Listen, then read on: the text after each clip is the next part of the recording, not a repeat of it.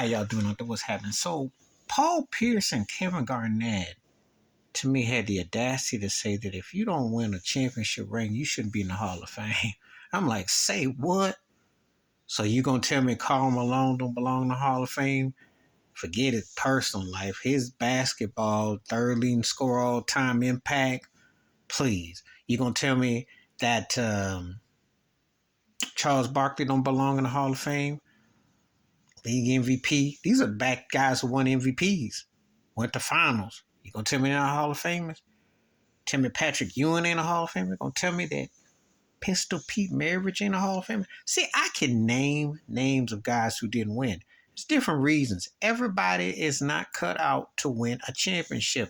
But does that mean that you should be excluded from the Hall of Fame? I think not. It's a lot of arrogance and small that comes out of these cats' mouth.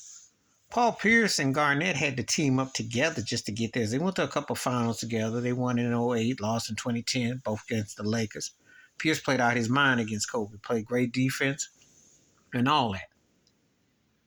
But even though he got his chip and everything, it didn't make me think of him more or less by winning. Same thing with KG. I didn't think more or less about it because they got a ring, but I don't look at them as those kind of dudes. Let me explain. Paul Pierce had that old man's game, which he wear you out at the park. Guy could make them shots. He's one of the most clutchest players. And I would say in Celtic lore, but when you see Jason Tatum, if Jason Tatum wins a ring, you'll slide Paul Pierce from any table near Larry Bird because he just, he wasn't that dynamic, but he was great. He's one of the greatest Celtics ever. Kevin Garnett had a chance, had the skill set once he got going. But I don't hold him in the same breath as Tim Duncan. It ain't just because of rings. Duncan was just more consistent and just showed me the mental fortitude to win. So I don't subscribe that you have to win a championship to be a Hall of Famer. It's a stat-induced game. We look at people who dominate, and then if they happen to win, that's the icing on the cake. But it ain't the end all. It don't mean that you were greater than somebody. You think because you got a ring that you're better? You're not. You're not.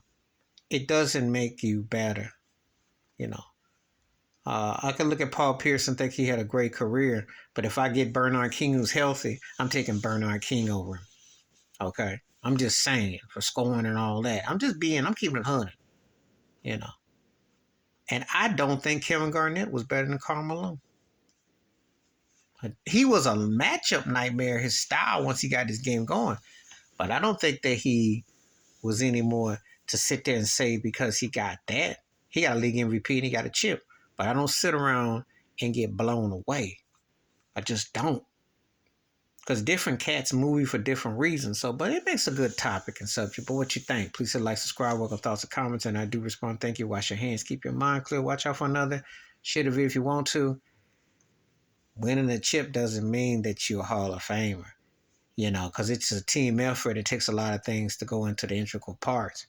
You got some people out here who think Scottie Pippen's overrated and rode Michael Jordan's coattails, despite him being one of the best defenders and a versatile player. And he won those 6 chips with Michael Jordan. But you got some people out here who don't look at him like that. So if they're looking at him suspect, but what he accomplished, you know what they're looking at some of these other cats with rings. So it's all subjective. But let me know what you think. I'm out.